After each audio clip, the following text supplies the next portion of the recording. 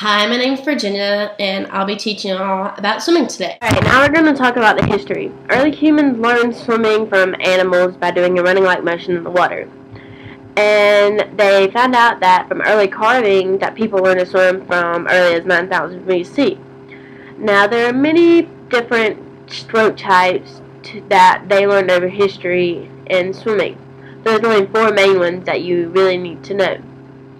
So the first one is a doggy-like stroke, human paddling stroke. The breaststroke, which is what they call a sailor stroke, the first scientific stroke taught. Then there was the underarm stroke, the side or English overarm stroke that they found out that was faster than the underarm stroke because you actually had your hands or your arms coming above water instead of underwater. Then there was a Turgeon stroke, the method of recovering both arms above the water hand over hand. Then there was the Australian crawl, introduced in England, where your legs are at a vertical movement. Then there was the American 6-beat kick crawl, which is more like freestyle, hand over hand, 6-beat kick. And then there was the inverted breaststroke, which is the elementary backstroke. Then there was the back crawl. The back crawl was turned on into the back, which was much faster in competition than the breaststroke. Then there was the butterfly breaststroke, where you did a butterfly arm pull with the breaststroke legs. Then there was the butterfly stroke, where you did butterfly and you did a dolphin kick, which is having your feet together, which was very fast. When you start swimming, you want to make sure that your beginners have stronger legs because kicking is the main part of the stroke, which makes it very strong. Alright, so then there was the Olympic history for swimming. 1986 Olympic competition started in Athens, and the men's just powerhouse through all of it, most of the time through all Olympics. They won many gold medals. Then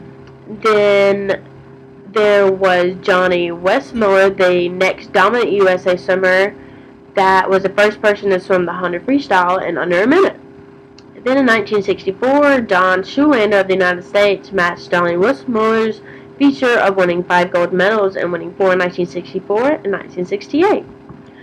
One of the most dominating team performances occurred in the 1976 Olympics when the U.S. men's team won 12 of 13 possible gold medals and 10 silvers in the 11 individual events. In the 1996 Olympics at Atlanta, the United States men's swim ruled the pool. They won many gold medals. They pretty much dominated almost all the Olympics. The United States men did. Then in the 2000 Olympics in Sydney, and there was the 2004 Olympics, returned back to Athens, Greece, and from the modern Olympics in 1896. The U.S. men's team won 18 medals, including the 9 gold medals. Then the men had a very successful 2008 Olympic Games in Beijing, China, by winning 17 medals, with 10 of them being gold. The story of the Games was pretty much Michael Phelps, who won 8 medals, surpassing Mark Spitz's 36-year-old record of 7 gold medals. Alright, then there was the Women Olympics history. The first Olympic women's swimming events were held in 1912, and the next several Olympics were dominated by the swimmers from Australia, Great Britain, and the United States.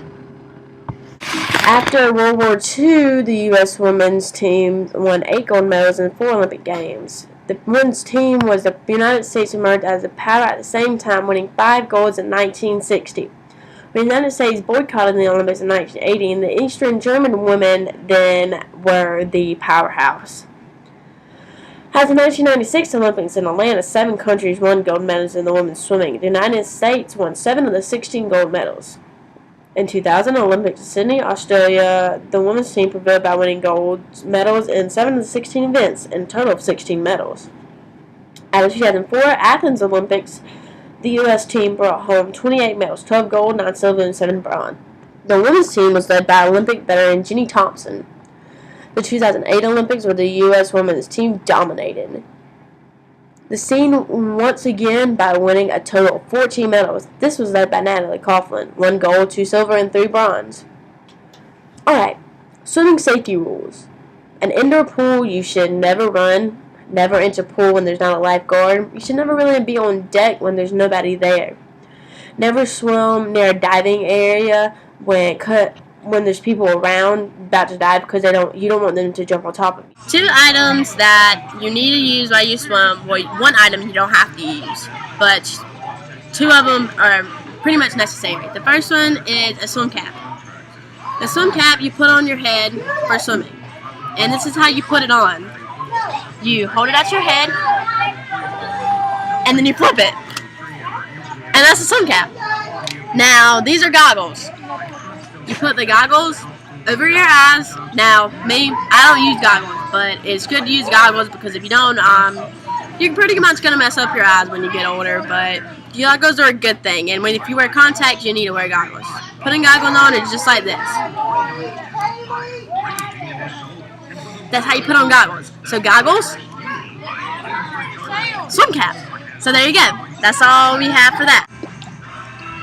Now we're going to talk about the competitive strokes in swimming. There are 4 of them. The breaststroke, the backstroke, the butterfly, and the freestyle. The first one I'm going to teach you is the breaststroke. Alright, there have been many modifications to the kick of breaststroke, so it will increase in speed. The breaststroke kick is almost the same as using the inverted or the resting backstroke in the safety. The body is streamlined, arms extended, face below the surface of the water, and the water line at the top of the forehead, and the heels close together. The recovery begins by drawing the heels forward toward the buttock and then separating them to hip width with the angle of the thighs to the upper body slightly greater than 90 degrees. Now that you know the breaststroke kick, we're going to talk about the breaststroke pull. In the streamlined position, the arms are extended and the hands close together. The arms press slightly outward and then downward until the hands are slightly wider than the shoulders. The elbows then bend and then they press downward so the palms face the feet. The hands then press inward together until they are under the chin. This part of the arm pull is a power phase of the pull, so you want to make sure that is perfect. At the chin, the hands release the water and immediately begin to recover by pushing them from the chin until the arms are extended forward. Pulling too wide removes the support from under the shoulders and gets the body unbalanced. Alright, that's how you want to do the breaststroke pull. Now that we know how to do the kick and the pull of breaststroke, now we're going to put it together and do the whole stroke. So first off, when we start it, we're going to push off the side of the wall, streamline, you're going to pull the kick. You're going to keep doing it repeatedly, just like this.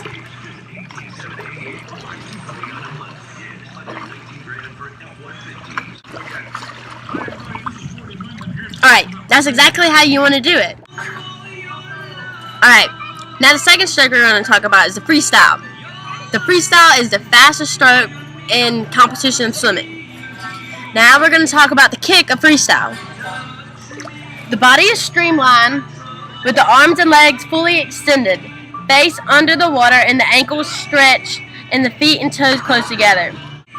Now, if you're teaching a beginner, you want them to sit on the side of the pool just like this and kick freestyle, just like I showed you. Now we're going to talk about the arm stroke of freestyle. This is alternating now. When you're going to do this, you're going to alternately reaching hand over hand forward into the water and pulling the body forward. Starting off, you're going to do the entry, the catch, the pull, the push, the finish, and the recovery. Each time you do this, you want to have your arms enter shoulder width apart. You don't want to have your arms enter through close to your body or too wide. Alright, now that's how you do that. Now that we know how to do everything for freestyle, we're going to learn the whole stroke. Okay, you're going to push off the wall. You're going to do a couple kicks, streamline still. When you get to the surface of the water, you're going to do a couple pulls. Now when you do your pulls, you want to rotate your body while you're doing this. And when you kick, you want to have a 6-feet kick while you're doing this. So you're going to go 1, 2, 3, 4, 5, 6. Alright, now I'm going to have my friends show me how to swim freestyle.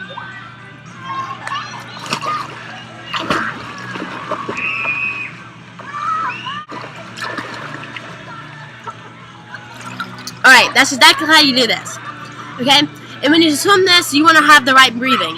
For breathing freestyle, you're just going to have your face in the water, and you're going to breathe to the side every so often. You don't want to breathe too much because that will make you get tired. Alright, the next stroke we're going to talk about is the backstroke. It is the fastest stroke on your back, but it's the only stroke on your back. Alright, so the first thing we're going to learn in your backstroke is your kick. The kick is exactly like freestyle kick, which is a flutter kick, but it's on your back. Alright, the guy behind me is going to show you how to do this. Just lay streamline on your back and flutter kick. Alright, that's all you want to do for that. You want to make sure that, like, when you're doing your kick, it's not like you're riding a bicycle. You want to have your legs more straight when you do this. Now we're going to do the arm pull for the backstroke. You're going to do streamline, and the arms move in the opposite position as one another in the front as in the freestyle. The hand exits the water with the thumb first, and then the pinky enters as you rotate your arm. And then the arms are covered with the entry. The upward swing continues the entry at the point. The power of the pull phase of the stroke can be done with either a bent or straight arm. Alright, now that's how you do the pull. Now for the swim, all you do is you push off streamline on your back. You do a couple flutter kicks. Be sure to have your 6-feet kick, just like I showed you on freestyle. And then right when you get to the surface, you're going to start your arm pull. And the same thing for freestyle. When you rotate, you want to be sure to rotate on backstroke, but rotate on your back. And your head always wants to look straight up at the sky. Alright? Alright, so that's backstroke. Now we're going to move on to this stroke was invented in 1935. This is meant to be one of the fastest kicks. Well, it's called the powerhouse kick, because it's faster than any other kick there is. The kick for butterfly is very simple. You have your feet together the whole time, you never want to separate them, and you kick like a dolphin or a mermaid. You kick just like this. So it's really easy. So this is how you do it. Now, the butterfly pull is a little complicated. The student should first practice the arm stroke by walking across the swimming pool, bent at the hips, chin at the water level, stroking with the arms. Now, doing this, you want to start off streamline from the point in front of the head, pressing downward in a short lateral spread. The hands and the forearms continue to pull backward with a quick inward action. With the hands coming close together, the elbows bent until they reach a point just under and ahead of the shoulders. From this point, the power drive is completed backward and outward past the hips until the arms and hands have cleared the surface of the water. Alright, now he's going to show you how to do the pull in the water.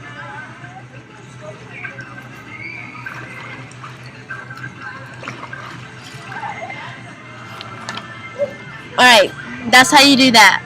Now he's going to show you how to do the whole stroke. All you're going to do is you're going to push streamline off the wall, kick like 2 butterfly kicks, feet together, and then start swimming. And when you swim butterfly, you use your whole body, okay? And when you have to breathe for this stroke, all you do is you have your face in the water the whole time while you're swimming this. And then when you have to breathe, you pick your head up slightly, and then you put it back down. You breathe when your arms are straight out like this. So your face is down, you breathe, and then you pull them back together, alright? And then the guy here is going to show us how to do it.